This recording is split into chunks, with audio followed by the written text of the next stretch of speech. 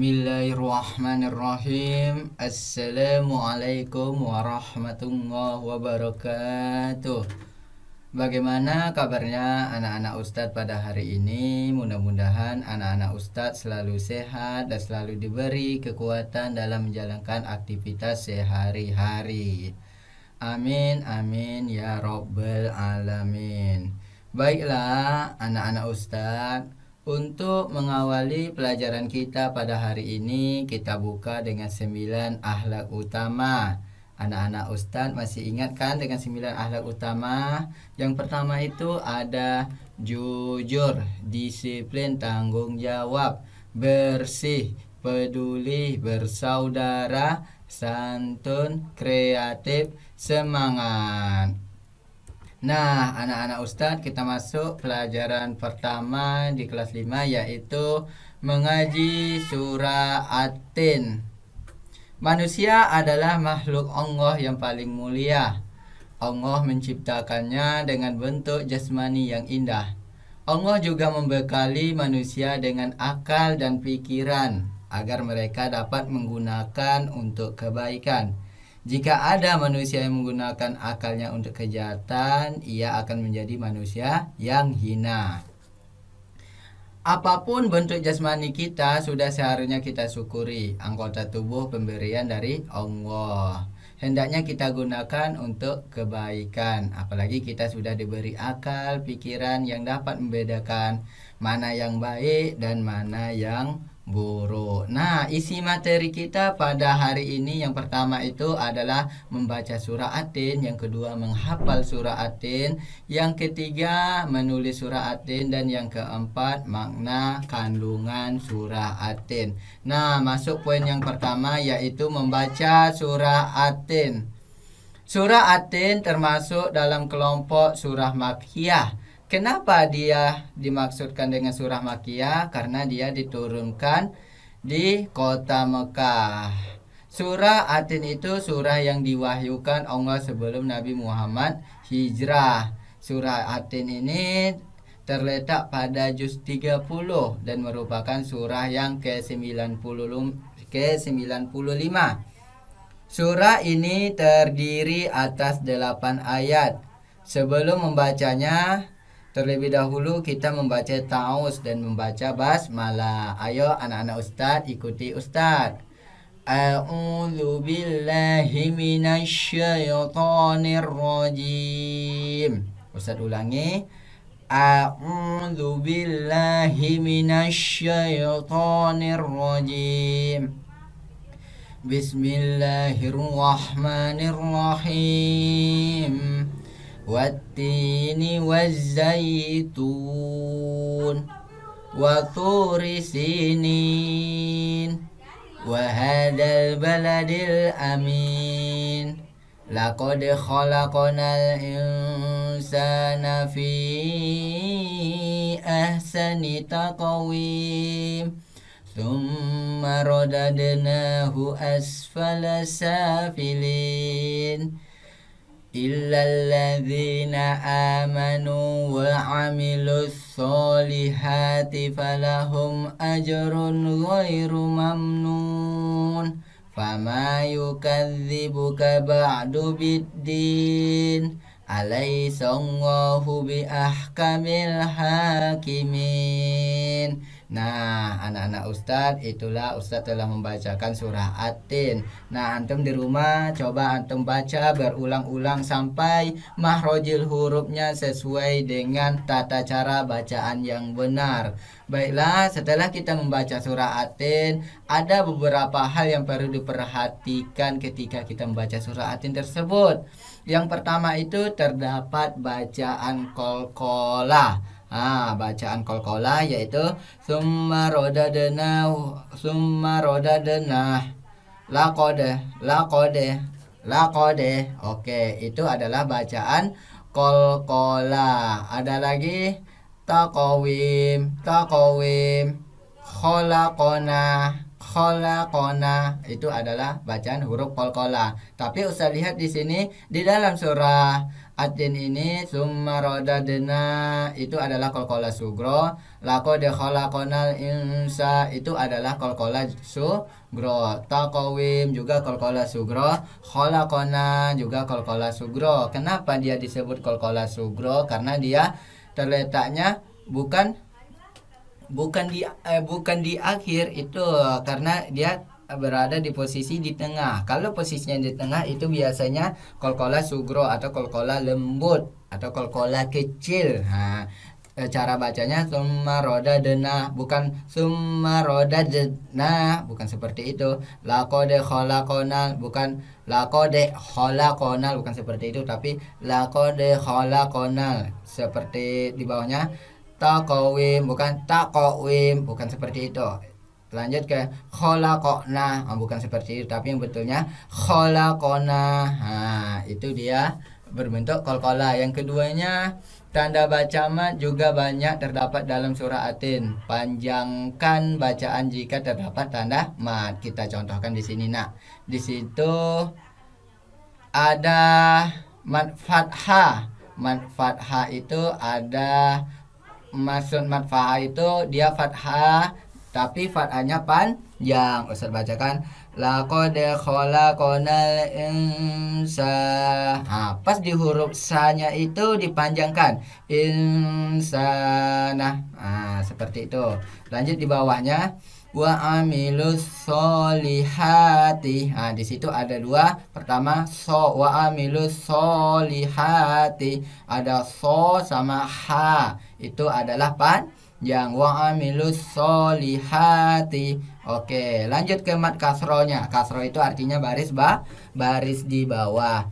Wattini, wattini. Kenapa huruf tanya itu kasro? Karena di ujungnya terdapat huruf ya mati. Jadi kalau ta berbentuk kasro terdapat ya mati, setelahnya itu dipanjangkan. Oke, itu adalah kasro. Lanjut waturi sinin. Nah, yang jadi fokus kita bukan tunya tapi sinin. Sinin.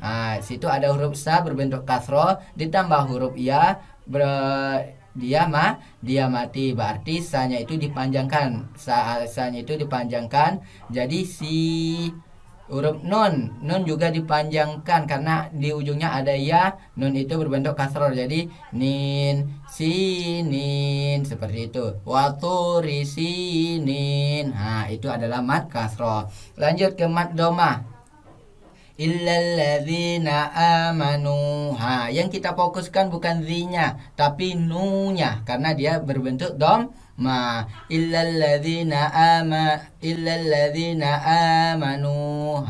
Nun di situ kenapa dia panjang? Karena nun itu berbentuk dhamma ditambah ada huruf wa di situ berbentuk mati. Jadi nu-nya itu dipanjangkan, nu amanu. Nah, itu adalah kaidah cara membaca makhrajul huruf atau tajwid yang benar. Lanjut lagi, kita lanjut anak-anak Ustaz.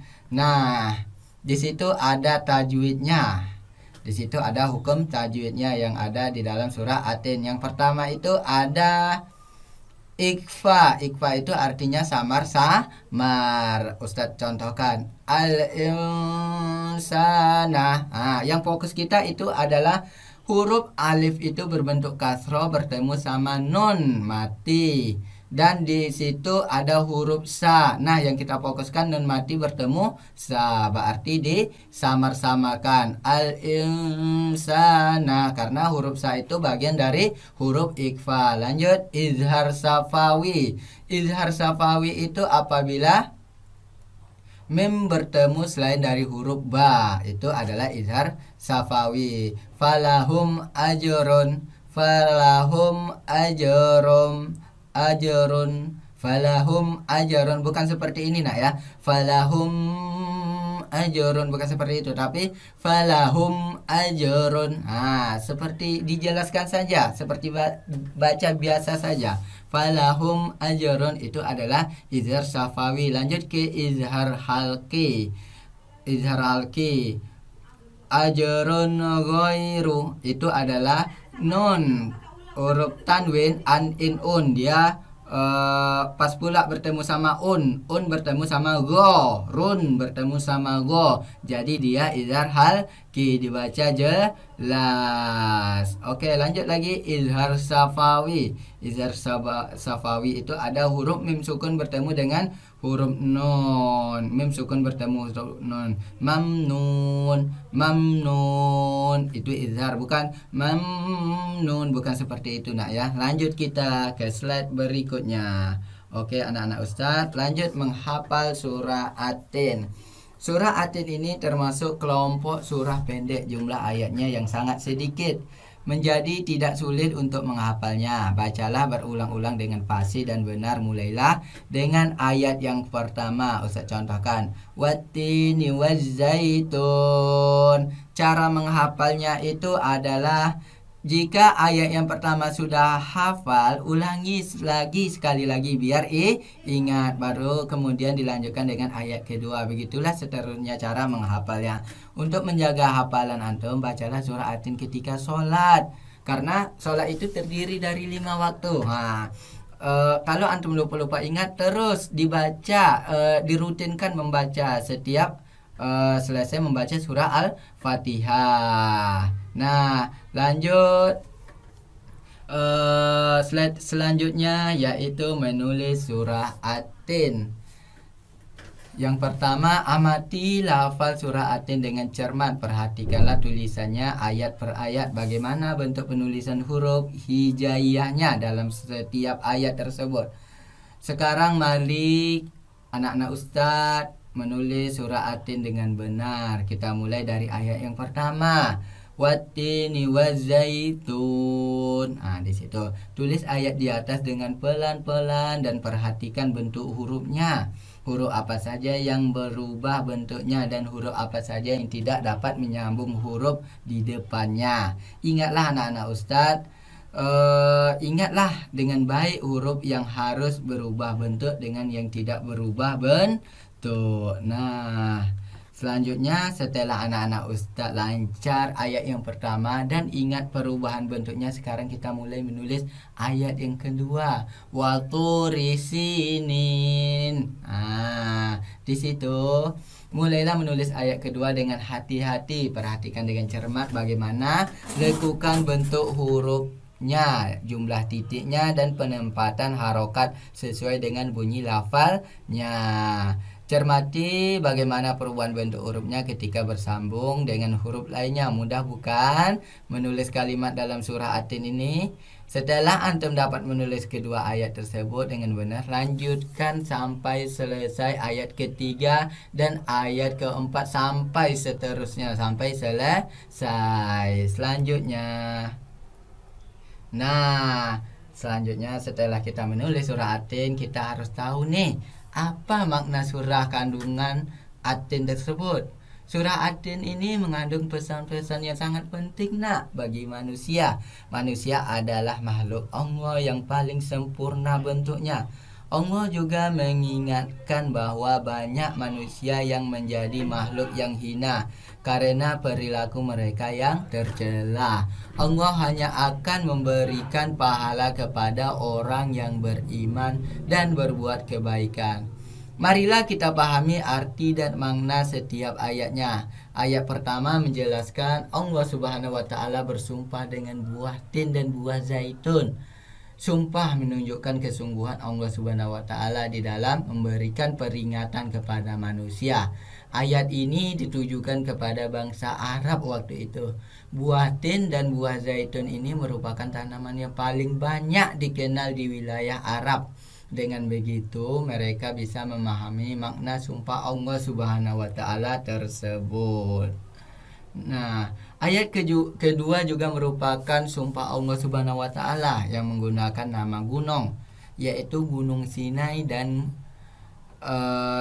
Gunung Sinai. Gunung Sinai adalah tempat ketika Nabi Musa alaihissalam mendapat wahyu dari Allah berupa kitab Taurat. Ayat ketiga juga masih menunjukkan sumpah Allah Subhanahu wa taala yang menggunakan nama kota Mekah yang dijamin keamanan oleh Allah Subhanahu wa taala. Kota Mekah adalah kota yang mulia karena sebagian kota kelahiran Nabi Muhammad SAW dan tempat Ka'bah atau Baitullah. Keempat nama yang digunakan sebagai sumpah Allah Subhanahu wa taala yaitu buah tin, buah zaitun, gunung Sinai dan kota Mekah adalah nama-nama yang sudah dikenal masyarakat Arab. Hal ini untuk memberikan penegasan kepada kaum Quraisy bahwa mereka sedang diingatkan oleh Allah Subhanahu wa taala agar menjadi manusia yang mulia.